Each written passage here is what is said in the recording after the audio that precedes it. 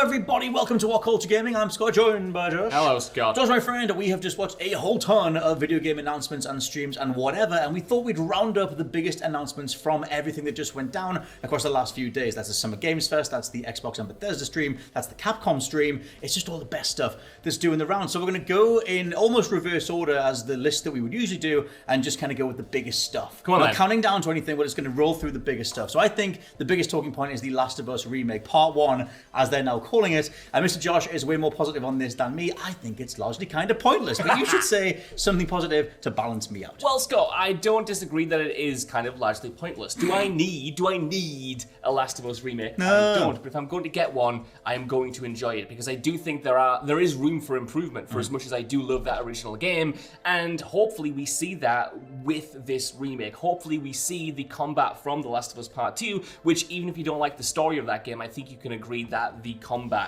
scenarios and the fluidity of the animations were a big step up from the first game. Yeah. So if we see that combat system implemented in The Last of Us 1 Stellar Story, I think that's going to be incredible. Also, I just think they've done a really good job on the remake in terms of the graphical fidelity. Like, yes, people are doing side-by-side between the PS3 version of the game and this version of the game, but a big telling point for me is that often in those side-by-sides, they're using pre-rendered cutscenes from the PS3 game, and now comparing them with in-game, just the regular models, and they look identical, yes, but it's not comparable because they were pre-rendered before, you know? It's true. It is a massive step up. I mean, the jury's out, and you can answer down in the comments. Do you prefer the original character models for Joel, Tess, Ellie, whatever, or do you like the sort of reworked versions that we're getting now? I think that's an interesting conversation in regards to how the new character models kind of change the overall look of that first installment, brings it more in line with Part 2, and kind of refines Last of Us as a franchise overall, especially if they end up doing a Part 3, and we have a more consistent tone, let's say, or visual art direction between 1 and 2. Next game down is Starfield. That game got a full-on gameplay reveal, even though we knew it was coming for quite a while. Bethesda haven't done a full chunk of gameplay in quite some time now. Todd Howard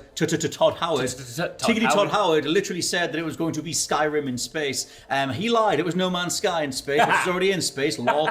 Point being that game is very, very similar to No Man's Sky, and that was the thing that stood out to me. Now, I don't mean to be a negative Nancy, but you're going to be anyway. But I'm going to be anyway. I'm not that down on it. I just wanted Starfield to have at least one new mechanic. I like the idea of the shipbuilding stuff, but I kind of came away from Starfield going, I've played a lot of this, and I have faith in Bethesda, kinda, but at the same time, they're coming off a couple of really notable stumbles, Fallout 4, Fallout 76, everything else they've done for the last few years, and I hope that they can right the ship. Anything positive, JP? A few things positive. Go on. Listen, I understand why you and others are trepidatious about this project. Yes. I am also very cautious about a lot of things that they announce. For instance, do I think we're going to get 1,000 fully detailed planets? No, I don't. I think a lot of those are going to be copied and pasted or not really all that noteworthy. However, there was still a lot about the gameplay reveal that I liked. For instance, the decision to go back to a silent protagonist from the Fallout 3 and Skyrim era is much appreciated. The level of kind of visual fidelity on display I thought looked really gorgeous in the final montage where you're skipping amongst the different planets and what environments make them up. And ultimately, like you said, yes, it might not be driving forward in a specific with a specific unique idea, but I am really looking forward to a No Man's Sky style game within a Bethesda RPG framework. Like, if you can meld the storytelling of a Bethesda game with the openness and kind of grandiosity of a No Man's Sky, to me, that is exciting. Yes, I hope so. I mean, I want Bethesda to feel like they did back in 2011. I just hope that they have that level of purpose and confidence. And look at how much we can do. We're scrappy Bethesda. We've got all the ideas. I want them to execute on that in a way that doesn't feel like it's just been kicked out the door too early. And obviously, this game's been delayed till 2023, so you would hope that they can all bring it together better than they have across the last few years. Next game down is the Resident Evil 4 remake, something that a lot of people knew was coming. It's been rumored for quite some time, but we hadn't seen any gameplay for it. Capcom got out there many months ago, saying that they were going to be changing various things in regards to the time of day that it takes place. They want to try and maintain the overall appeal of the game, but they do want to change some things, like I guess the tone. They want to make it more all-out horror, kind of like the Resident Evil 2 remake was. Where do you come down on that stuff? Because that game is one of the most iconic games of all time, Absolutely. And now the intro isn't even set at the same time of day. It's not, which if you're a purist, I understand why you don't want that to happen. Obviously, Resident Evil 4 is one of the most beloved games of all time. However, you can play Resident Evil 4 on almost every platform, so So for me, with that in mind, because the original game in its original form is so accessible already, to justify a remake, they have to make changes. They have to reimagine things. At least for me, to justify putting years of work, millions of dollars into its production. Like, if you're going to go back to this seminal game that is already essentially perfect, yes, I want to see how you reimagine it. I want to see what you bring to the table, what you change. That to me makes it more interesting than just being Resident Evil 4 with prettier graphics, because we already have a HD remake of that game, and no doubt we'll get more remakes of more remasters of that version in the future. Yeah, it's their Skyrim. I think in regards to Resident Evil 4, obviously it is such a massive, seminal, iconic, like Josh said, one of the best games of all time. I quite like the way they're approaching it, because this kind of just says, if you want a different take on that, we're doing that. We're not replacing or erasing the original. You can go check that out. Like Josh said, it's available everywhere. But hopefully the new one lands pretty strong. Gameplay looked great. Seems like they're improving in all the right places, and Leon is looking very spiffy indeed. Next game down is Diablo 4, which again, it's been mentioned before, it's not necessarily a new announcement, but this is the most gameplay that we've seen for it, and it's worth talking about that. Obviously, Blizzard have had a hellacious few years. That company's not in a great standing, but in terms of their IP, massively beloved IP, and I think they threw this in here to try and offset all the Diablo Immortal stuff, right? Because Diablo, whatever you want to call it, has not landed very well on consoles. That game is monetizing additional dungeons. That game is even monetizing the rewards that you get from those dungeons. Like, here's a sword that you just unlocked, but also give us 50 pence to acquire it. One of the worst implementations of microtransactions in quite some time.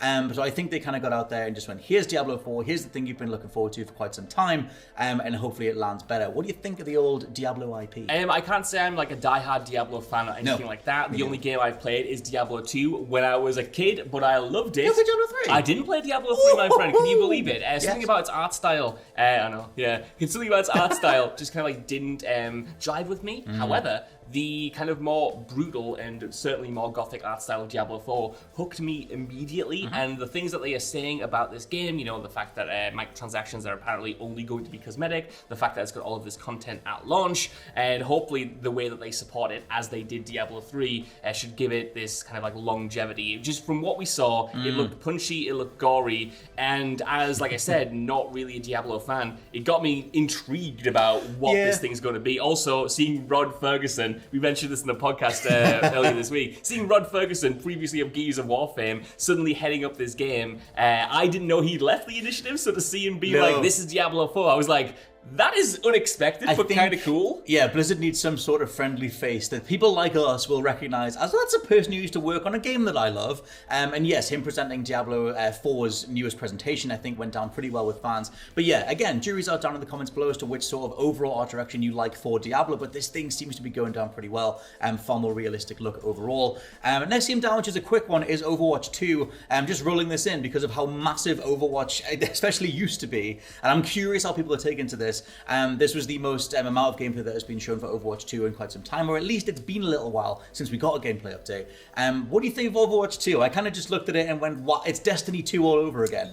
Just plug the content into the original and elevate the platform. You don't need to sequelize it, especially when it's this close to the original, and so much stuff crosses over with the first one anyway. This is the one I am negative on, because in comparison to Diablo 4, which pleasantly surprised me, this was just met with a shrug. I do think it was big, obviously, that it's starting to go into beta. I think it's beta later on this year in October. Yes.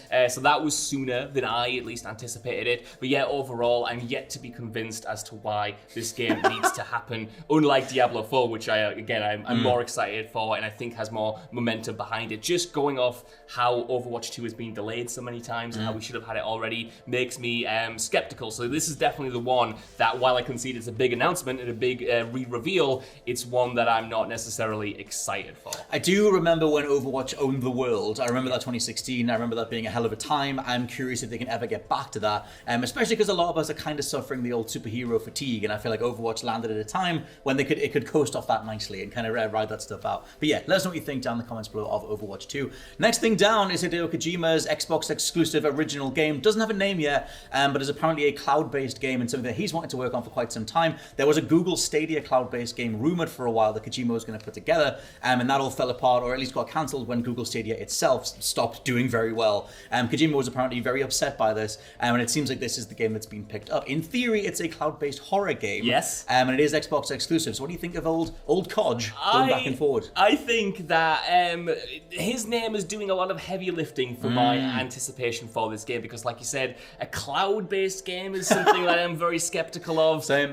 The fact that we didn't see anything in terms of a title or any gameplay details is kind of like, why have you announced this now when you could have maybe waited when you at least had a logo or something to show off? That said, it's Kojima, it's potentially horror, and that is a match made in heaven. And just please don't cancel this one. Don't let my man make his horror game. He has been waiting so long to do it. I think the amount of trepidation that assumedly Sony had when they got him in to make another Metal Gear, and he said, to be honest, I'm going to make a fetch quest simulator called Death Stranding about climbing mountains and stuff, and that still then made a profit and did very well. I think if you're Phil Spencer or Xbox, you just go, I don't even know anymore. Just do your thing, whatever it is. To me, I think it's very clear that they have got, not that they don't have a belief that the game will sell, but the fact that they just got Kojima himself to do the heavy lifting for this reveal, like they are getting him as much as for a recognition pop and to have his name attached to their brand as much as they are getting him for this specific game, in my opinion. Otherwise, you would have waited until you had the game to show alongside this definitely. reveal. I think I'm very curious what he actually does as well. Maybe we'll do a separate video on this, or come check out the podcast. Go subscribe to WhatCulture Gaming, the podcast feed, because Kojima is all about unique ideas, whether it was the nuclear disarmament stuff in Metal Gear 5, whether it's just Death Stranding. I'm curious what that guy's brain does with the idea of everybody being plugged into Game Pass and having 20 million people to play with, or whatever it is, that are all kind of interconnected. That might be something cool. Next thing down is Persona arriving on Xbox. I'm not going to spend too long on this, but Xbox announced Atlas announced, I guess, during the Xbox stream that Persona 3, 4, and 5 were finally coming to Xbox, which is a historic deal, Josh Brown. This guy has been messaging me, talking to me, showing up my house, telling me how big of a deal this is. I have never played the Persona franchise. Persona However, 4. Everyone tells me it's one of the best of all time. Yes. So now, Scott, is this the time? Are these the versions of these games that will bring in potentially a whole new Persona audience? I certainly hope so. I mean, Persona 4 for me is one of the best JRPGs, one of the best games of all time. Everyone who's played Persona 4 will know that down in the comments below. Persona 5, Persona series, very, very solid, but I feel like Persona 4 is the game that a lot of people talk about as just kind of being trapped on PlayStation 2 and being kind of trapped on PlayStation Vita, or the PlayStation TV, one of the 5 people who had one of them. And to be honest, even though our TV has died, we tried getting it to work, but here I am to talk about Persona anyway. Persona 4 is, like I said, one of the best games of all time, and has always been something that has largely been trapped on the PlayStation 2 or the PlayStation Vita or the PlayStation TV or whatever, as just one of these great games that never really got a modern day release. So even though this is an announcement for, like I said, Persona 3, 4, and 5, and they are Persona 4 Golden Edition, which was kind of the re-release with some extra story content, and Persona 5 Royal, which again was a sort of re-release that tweaked a few different gameplay mechanics and added to that game too, they're just very much worth playing. It's just one of those quality of lifestyle announcements that that was one of my biggest reactions in the whole show. I was like, oh my god, Persona 4. It is a very unique thing where if you haven't grown up with the Persona series, you're probably not necessarily that bothered, but it's a historic thing that it's coming across to Xbox, and it's going to be on other consoles as well, just making these games available. Next thing down, number 3 on our list is Street Fighter 6, arguably the smoothest thing we've ever seen. Dude, I was a big fan. The animations and the flow and the fluidity of those flowing animations was so delicious. I love, it's another one where I'm not usually a big fan of Street Fighter, and that's because I'm not very good at it. I prefer Tekken and I prefer Mortal Kombat because I am better at those games. Right. However, this got me in a much bigger way than Street Fighter 5, and it's down to the presentation. It's down to the RE engine that is being used for this game, just kind of bolstering the presentation of the entire thing. It looks like a next-gen Street Fighter should. Yeah. Well, the thing is, like, Street Fighter 5 launched so horribly, and I remember we said just before about horrible microtransaction practices in Diablo Immortal. Street Fighter 5 had Capcom trying to plaster different esports logos onto like people's hands and backs and necks and arms and everything, to try and advertise that game. And the game itself was very much released before it was ready for a mainstream audience. It was just kind of released to be this esports thing, to tick a box or whatever. And it was only over time that game became worthwhile for everybody else. This feels like kind of like the Street Fighter 5 apology to it, because they're getting everything everything right from out the gate, or they should be. They've actually started showing the story stuff already, which is kind of like a weird open world thing. Yeah. You're playing as like who looks like a custom character, I think, running around an open space, which Jules was hating. He's like, I don't need open world Street Fighter. I'm like, dude, it's kind of just more like the One Punch Man game or the Demon Slayer game or various other Japanese fighting games that are starting to do this as their story modes if they're not chasing the Mortal Kombat example. They're not trying to do necessarily cutscene stitched together or something like that. But in terms of gameplay, it looks unbelievably good. What did you think of those beards? I'm a bearded Ryu. I'm a humongous fan of. Give me Chun-Li's humongous thighs too. Give me everything. I will take it. Give me whatever you need, Josh Brown. Someone's going to clip that. Someone is. I don't care, dude. Exactly what you just said. Give me whatever you need to. I will take it. Capcom art company team people. I just thought as well, Capcom's got the horn recently because the horn because they've got Lady Dimitrescu kicking around, and then now they've got Chun-Li kicking around, literally kicking left, right, and center. Yeah, I'm just saying, whoever's over there is embracing the horn. I see it. I see you. Number 2 on our list is the Callisto Protocol, a game that has been teased for quite some time. It is the next game from the Dead Space creator Glenn Schofield, and it was just one of those games that immediately announced itself. Like we knew this game was coming. Initially rumored to be part of the PUBG timeline, which was a whole thing about PlayerUnknown's Battlegrounds having some sort of story-based component to try, I assume, to build some lore around PUBG. That's not the case anymore. Schofield got out there and just said, this is not what this game is anymore in that regard. It is just a new horror game, very Dead Space, but very gore-fueled, kind of like Mortal Kombat Fatalities, I would say. And I thought, for me at least, this was one of the most confident showings of the whole thing. Absolutely. It bit my head off. like through that bit. It bit my head off. Did it chomp it up? Did it? It certainly did, my friend. Yeah, I loved both of the trailers, both the original that we got at the Summer Games Fest and then the Schofield cut that we got a few days later. It's very much in the vein of Dead Space, but I like that they're doubling down on a lot of the mechanics that made Dead Space so special in the survival horror realm. I like that there were telekinesis powers were back and you could chain those into combos. I like the viscerality of the gore on display, like you said, rivaling something like Mortal Kombat. It just looked like a survival, it looked like a classic survival horror game with all of the next-gen bells and whistles that you would expect. Hopefully, this thing is awesome, and I just think it's hilarious that it's getting in a month before the Dead Space remake comes out, just to be like, this is how it's done. Well, I've seen, since these games have been shown off as part of their respective streams, I've seen Glenn Schofield out there doing interviews with the likes of IGN, just saying, look, my game is the future, it's not Dead Space, just come with me, I'm the guy that made you care about Dead Space in the first place, and this is where you want to be. You don't want to be hanging around for the Dead Space remake, come check out the Callisto Protocol, and everything that they've shown so far does look incredibly strong. So hopefully that carries through to December and the game doesn't get delayed because it looks very promising. Last game we're going to talk about is Justin Roiland's latest game. His game company, you'll know Justin Roiland as creator of Rick and Morty and voice of Morty and Rick himself. His game company, Squanch Games, who did Trover Saves the Universe, which I loved. If you like Rick and Morty and Justin Roiland type gubbins, then it was very much up your alley.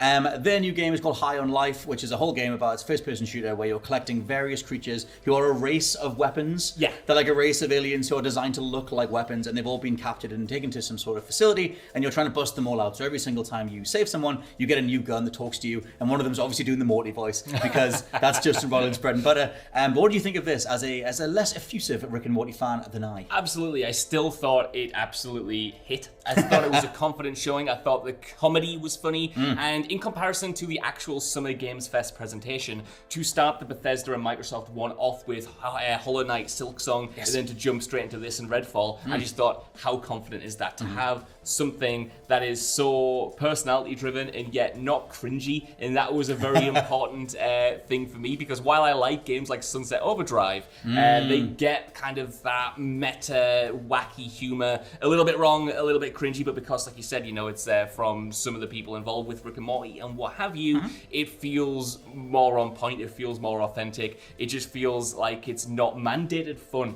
No, the thing is, I think one of the Rick and Morty's biggest strengths, or Justin Roiland's biggest strength, and one of the things that a lot of people get wrong with that franchise, is they assume that it's all like him or the team saying, this is the coolest thing, this is what's really funny, when it is just Justin Roiland getting drunk in a voiceover booth and rambling on for 10 minutes, and then someone animating whatever he came up with, kind of like what someone's going to have to do with this TV to make it work. But yeah, that general feel seemed to come across in High on Life, and I liked a lot of the humor that was presented. But overall, if you roll together all these different streams, it's a hell of a time for video games. It certainly is. This made me more excited for the second half of the year. I like that Bethesda and Microsoft Showcase in particular focused on the next 12 months of releases, and there were so many more that we had to cut out of here for time. Like, I just think it's really put the rest of 2022 into a strong position. Yeah, man, we'll keep checking back in. Please go subscribe to the WhatCulture Gaming Podcast stuff, and we'll do as many little check-in videos like this as we can. For now, I've been Scott from WhatCulture.com. I've been Josh from WhatCulture.com. And we'll catch you next time. Bye-bye. Goodbye.